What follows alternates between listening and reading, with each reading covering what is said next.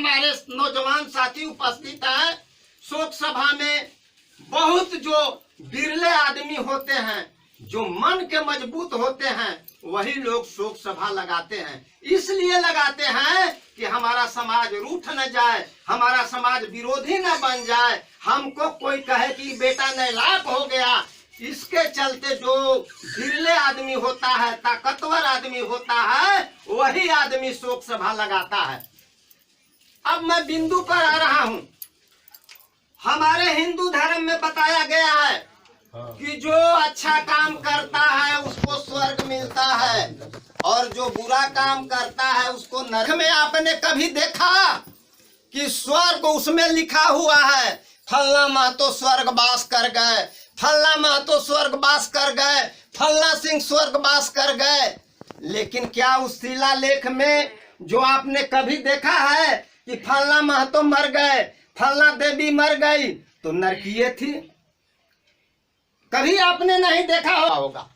अरे भाई, तो जब स्वर्ग है ये है और जब नरक नहीं है, सब स्वर्गवास चले जाते हैं, तो हम जो हमारा परिवार जो है बढ़ाया लिखाया पढ़ाया, जब उस घर का सदस्य मर जाता है और हम जिंदगी भर पूजा पाठ तीरथ बरथ क्या क्या नहीं करते हैं अपने परिवार के लिए, कि उसको स्वर्ग जाता है तो हम रोते हैं क्यों, बिलखते हैं क्यों? क्योंकि उसको तो स्वर्ग मिल गया, स्वर्ग चला गया, और स्वर्ग जाने के लिए हम जिंदगी भर तपस्या करते हैं, जिंदगी भर तीरथ करते हैं, जिंदगी भर मंदिर में जाते हैं। तो सवाल यह है कि जो व्यक्ति हमको फंसा करके जाल में रखा है, आज क्या है?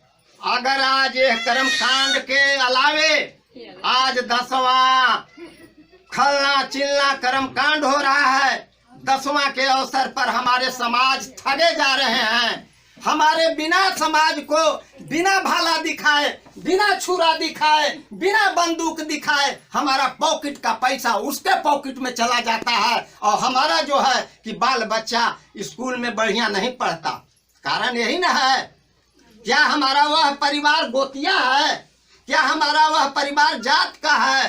क्या हमारा वह आदमी समाज का है? जिंदगी भर जब कठिन दुख के मेहनत में हमको आगे बढ़ाने का काम किया है, वह परिवार आता है, जजमान तनी तोरा कैसन समाचार हवा, वो आदमी आता है, पूछने भी आता है कि समाचार आपका कैसा है? नहीं आता है। वो मरला पर स्वर्ग भेजता है। और यह व्यवस्था बड़ी दिनों से चली आ रही है, और जब बड़ी दिनों से चली आ रही है तो आज हमारा समाज, जब हमारे जंक्शन के लोग हम ये सब बात बता रहे हैं तो हमारे ही समाज हमको विरोध करता है। अच्छा भाई, हमारा समाज जब विरोध करे तो ठीक है, मैं मानता हूं कि विरोध हो, विरोध इसलिए हो कि हम करो, लेकिन हम मानेंगे नहीं। हम समाज के उत्थान के लिए अपनी पूरी जिंदगी लगा देंगे। आप विरोध करना है तो विरोध करें। और तो हमारी माताएं बहनें उपस्थित हैं, हम क्यों छोड़ दिए उसको, क्यों नहीं उसको बुलाते हैं कर्म कांड में? तो मैं नहीं कह रहा हूं, रामचरितमानस कह रहा है, उसकी उक्तियां मैं बता रहा हूं। कहा, ध्यान थोड़ा सुन, इधर दीजिएगा। कहा कि इंद्र कुलीस शिवशूल विशाला, काल दंड हरि चक्र कराला, जे कहीं मारे न मरई, और विप्र रोष पावक से जरई। और हमारे समाज के लोग जब अंतिम यह दोहा कहता है तो कहता है कि बोलिए सियावर रामचंद्र की जय। क्या इस उक्ति को आपने समझा? इस बात को आपने समझा? हमको गाली दी जाती है उस पद में, उस दोहा में। क्या कहता है कि इंद्र के कलुषित भावना से आप बच सकते हैं, इंद्र के कलुषित भावना से बच सकते हैं, राम के चरित्र से आप बच सकते हैं, इंद्र कलुष शिवशूल, शिव के त्रिशूल से आप बच सकते हैं, और तमाम चीजों से बच सकते हैं। लेकिन विप्र रोष पावक से जरई, अगर खिसिया जाएगा, विप्र माने ब्राह्मण होता है, अगर विप्र खिसिया जाएगा, क्रोधित हो जाएगा, तो जिस तरह से लकड़ी धा धा करके जल जाती है, उसी तरह से यहाँ के हमारे सब जजमान धा धा करके जल जाएंगे। तो क्या क्यों हम उसको बुलावें? कहीं ना कहीं हमसे जरूर गलती होगी, कहीं ना कहीं कहेगा तेल लाइए तो हल्दी लाइए तो फल्ला लाइए, तब तो उसको आप लेट हो जाता है, लेट होने पर उसको जरूर खीस बढ़ता है, क्रोधित जरूर होता है, तब तो धा धा करके हम जल जाएंगे। इसलिए यह बात आप लोग को अर्जक संग बताने आया है कि हम लोग एकदम उसके पास नहीं जाएं, उसके नजदीक नहीं होवें।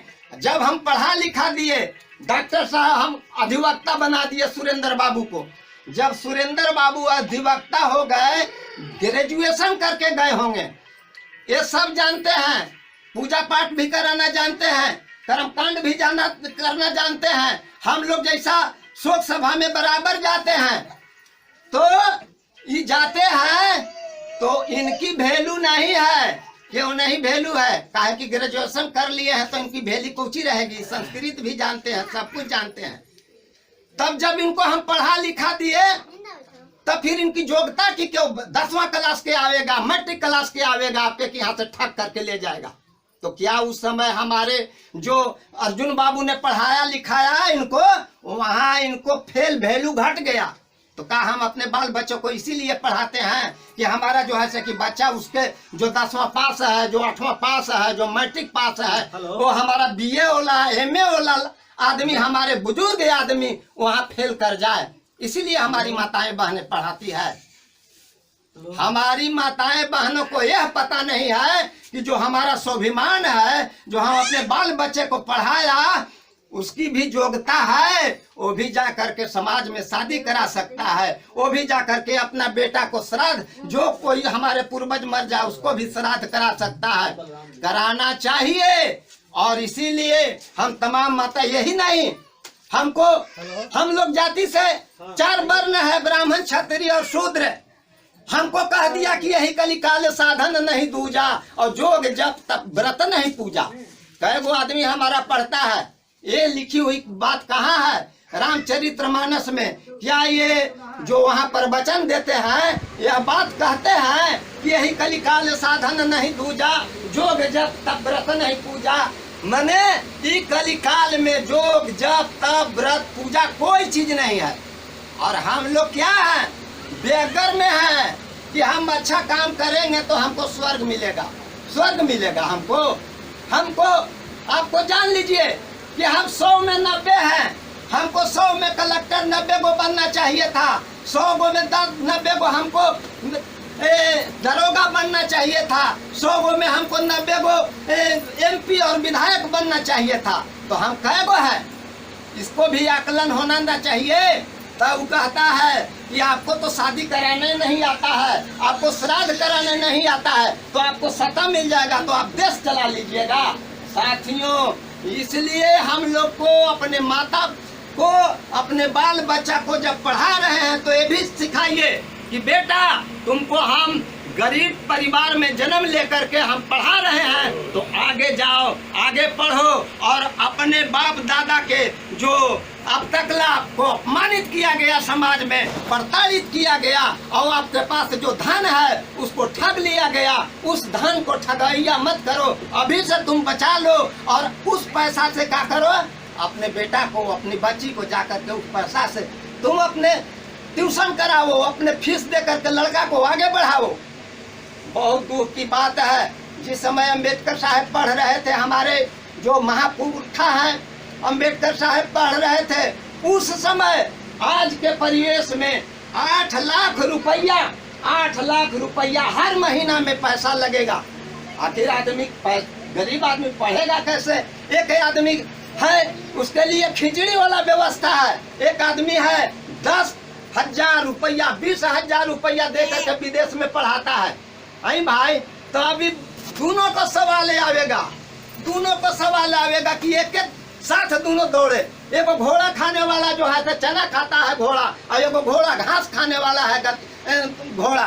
तो घास खाने वाला घोड़ा और चना खाने वाला घोड़ा को अगर रेस किया जाता है, दौड़ाया जाता है, तो आप भी लोग बताइए कि कौन दौड़ के आगे निकलेगा। तो 10,000 रुपया जो महीना में देकर के पढ़ता है, उसका बेटा कहाँ जाता है? ऊपर पढ़ करके आता है, हम पर शासन करता है, हमको MP और विधायक बन के जाता है, हम ही को ठगता है। और हम लोग जो खिचड़ी खिलावे वाला बच्चा जो गरीब गुरबा के है तो वो बेचारा दब करके रह जाता है, क्योंकि उसको शिक्षा प्राप्त नहीं है। और शिक्षा जब प्राप्त नहीं है तो हमको अंधविश्वास में, जैसे अंधविश्वास में डाल करके और हमसे लूट रहा है। यही तो बात कहना है हम लोग को कि अंधविश्वास से ऊपर उठिए और अपने बाल बच्चा को तरक्की करवाइए, अपना बाल बच्चा को। अच्छा, दूसरी बात है, जब 10वां आता है तो 10वां के दान जानते हैं, पंडित जी कहते हैं कि हे जजमान, तिल दूध ना हवा पियाई। तिल दूध पियावे के जो बच्चिया बैठी हुई है, पढ़ी लिखी बच्चिया है, तिल दूध पीना मतलब जानती है बच्ची? यह मुहावरा है, तिल दूध पीना मैंने सरासर झूठ बोलना।